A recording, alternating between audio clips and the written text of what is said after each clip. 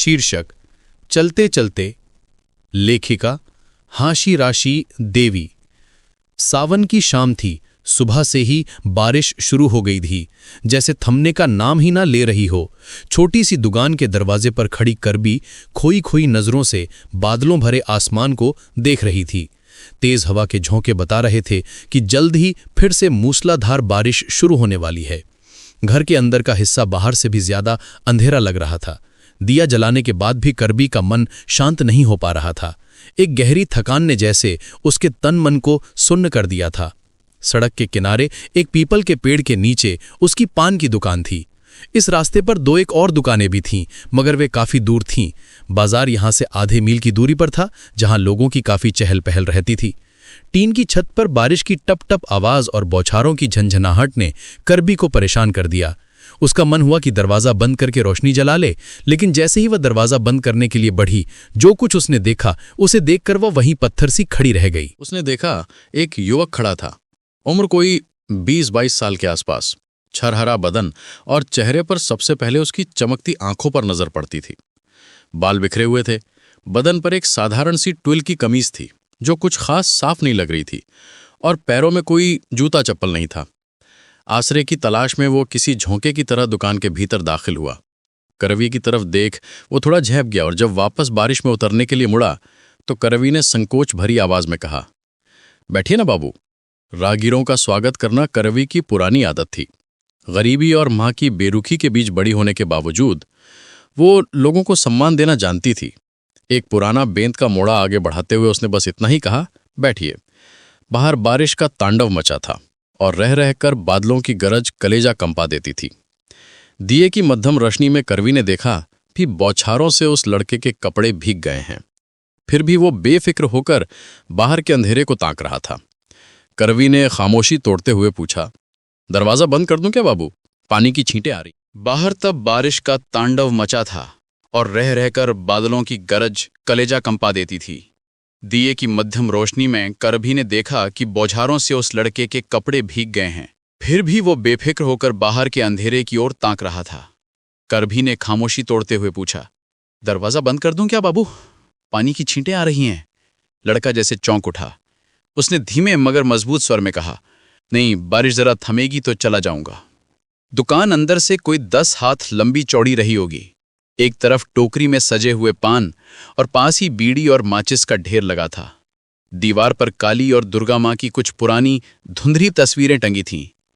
मिट्टी के दिए की रोशनी में करभी के हाथों की रेशमी चूड़ियां और सोने की शाखा रह रहकर चमक उठती थी।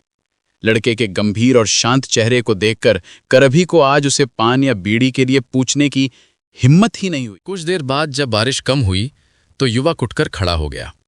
उसने अपनी जेब से कुछ चमकती हुई चीजें निकालीं और मोड़े पर रखते हुए कहा, ये कुछ आने पैसे है, रख लो। तुम्हारी दुकान का दरवाजा खुला था, इसीलिए आज मैं बारिश से बच गया। जैसे ही वो सड़क पर उतरा, करबी ने कातर स्वर में उसे आवाज दी, बाबू। लड़का पीछे मुड़ा तो करबी ने झिझकते हुए पूछा, दुकान की रोज की कमाई का हिसाब मुझे मां को देना पड़ता है, तो आपका नाम? जवाब में उसने बस इतना ही कहा, कह देना मेरा नाम अजय है। इसके बाद वो तेज कदमों से अंधेरे मोड़ की तरफ बढ़ा और ओझल हो गया। मां और बेटी का ये छोटा सा संसार था।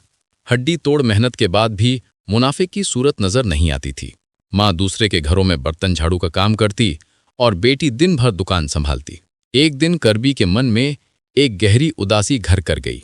उसने अपनी मां से कह दिया, अब मैं और पान बीड़ी नहीं बेचूंगी मां। आखिर कितना खटूं मैं। मां चिढ़ गईं और झल्लाकर जवाब दिया, ज्यादा नखरे मत कर।